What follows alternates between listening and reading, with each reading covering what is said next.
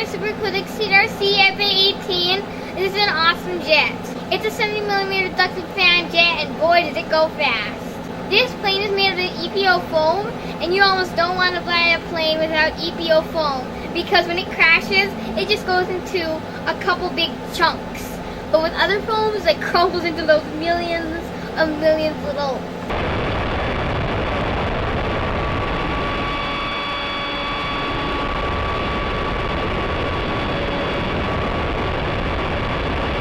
This is a model of a United States Navy plane.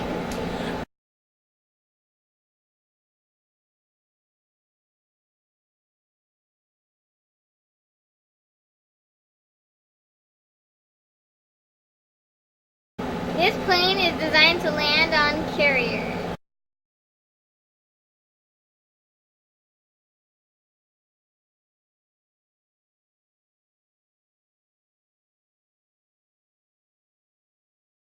This plane is supposed to land on a boat, hit the deck, and stop. So it's really nice when you have a long runway so you don't have to exactly stop. Here's an example of having a nice long runway and flaring the plane just out perfectly and landing.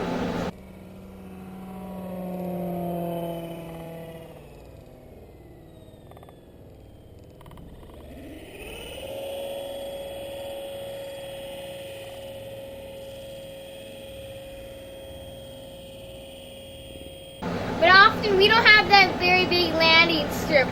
So likely when we fly this a lot, it's like landing on a carrier. We come down and you just have to drop it in.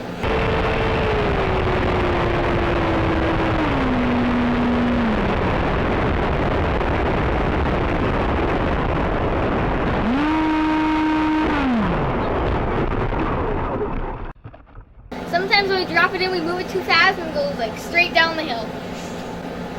We just pop the smoke on the deck, like the plane smoke, we fly. And we put it on the deck, and we came around because sometimes those smokes just last a minute, so you gotta hurry up. So we had one opportunity to land on the smoke. We were coming in a little hot and we hit the deck really fast. We came in, we wanted to hit the smoke, but we came in too fast. We were coming in too fast, but we decided to put it on the deck anyway. So we hit hard and we porpoised up.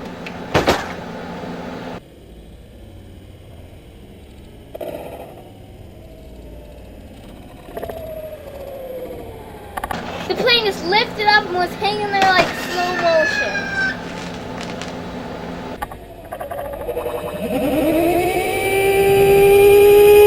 And it was just beautiful. We wanted to look at it, but then if we looked at it, the plane would get all wobbly.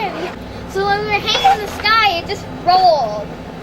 We used the big control surface on this plane, like the elevator and the throttle, and we got to level it out. It had rolled left, and we used the big control surfaces to level it out, and then we hit hard.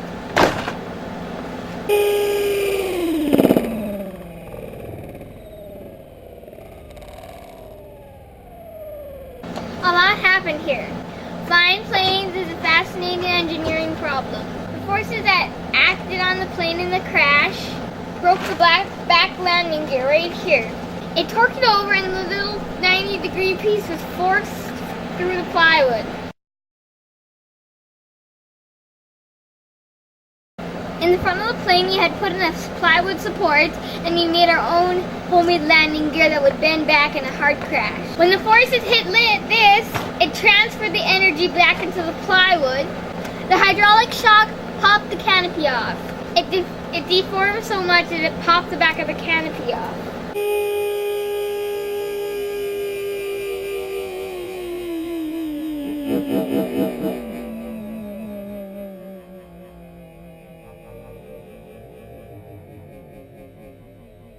But overall, it survived. Major energy was absorbed by this part of the plane.